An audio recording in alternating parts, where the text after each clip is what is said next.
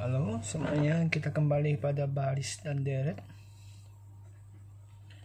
Dua hal yang sama, purchase saya bagi jadi tiga sebenarnya, dua subjudul, tapi kita bagi jadi tiga. Kenapa? Di sini ada permasalahannya. Arit dengan geometri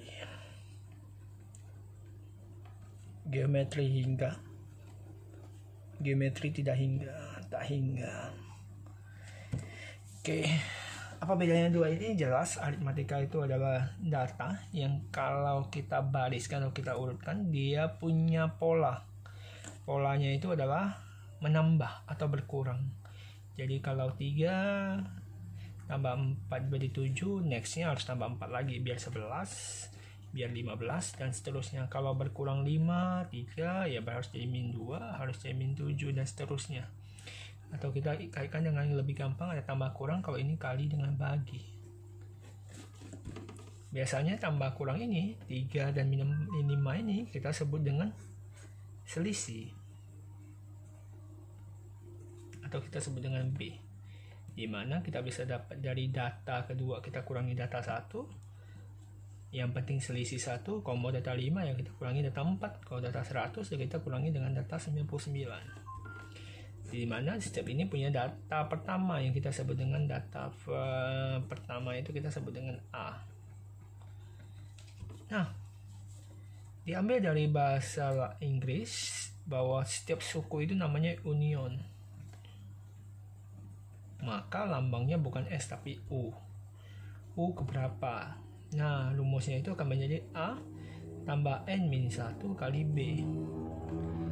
Sedangkan kalau jumlah itu diambil dari kata bahasa Inggris sum, jadi SN, itu berubah jadi datanya ada jadi N per 2, 2A tambah N min 1 kali B. Yaitu menurut saya, kalau Anda pahami dengan benar, sebenarnya baris sama deret apa bedanya sih? Baris, contoh lah ya, kita ambil salah satu aja, apapun boleh sebenarnya. Ini baris. Coba kita lihat deret. Apa bedanya dengan deret? Deret itu bedanya dia memakai tanda plus. Kalau baris dia pakai koma. Dan deret itu biasanya dia mencari jumlah. Kalau baris itu dia mencari suku. Nah, apa bedanya lagi nih sekarang geometri? Geometri kita contohkan ya, kalau kali 2 ya berarti 16, 32. Ya, kali 2, kali 2. Kalau bagi 2 ya bagi 2 terus. Dan seterusnya.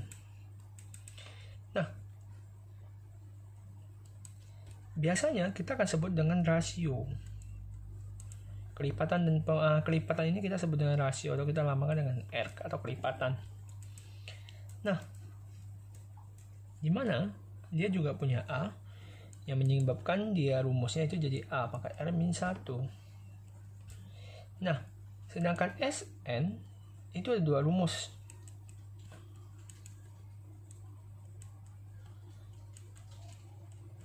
Logikanya gini aja deh. Tidak ada jumlah yang pada kalau Anda kurangi dia akan jadi minus. Jadi logikanya kalau ini R lebih dari 1 pakai ini, R kurang dari min 1 pakai ini. Ya, nilai yang kalau di antara min 1 sampai 1 kita pakai ini. Nah, apa bedanya dengan tak hingga? Geometri tak hingga adalah sebuah baris dan deret yang dimana kita pakai ke sebuah gejala atau kejadian. Misal contoh bola. Jadi rumus tak hingga itu saya kasih tahu dulu, dia itu cuman A1 min R. Dia cuman rumus jumlah tak hingga. Nah, dia cuma punya ini, nggak punya U. Nah, sekarang apa yang kita lakukan? Dia ini sering terjadi pada sebuah fenomena pada contoh ya, bola jatuh, bola kita lempar. Kalau bola jatuh dia kan pasti loncat sampai hingga kita nggak tahu berapa kali dia loncat, tetapi kita bisa tahu jarak berapa yang akan dia tempuh. Nah, sekarang saya kasih rumus mudanya. Kalau Anda memulai dengan fenomena bola di atas, itu cukup Anda pakai rumus 2R 1 kurang R tambah A. Tapi kalau Anda bola dimulai dari bawah, nah cukup memakai rumus 2A 1 min R tanpa perlu menambah apapun. Nah, ini biasanya terjadi pada dua rumus, yaitu kalau yang fenomena dan gejala ya, ini selalu terjadi pada di sini.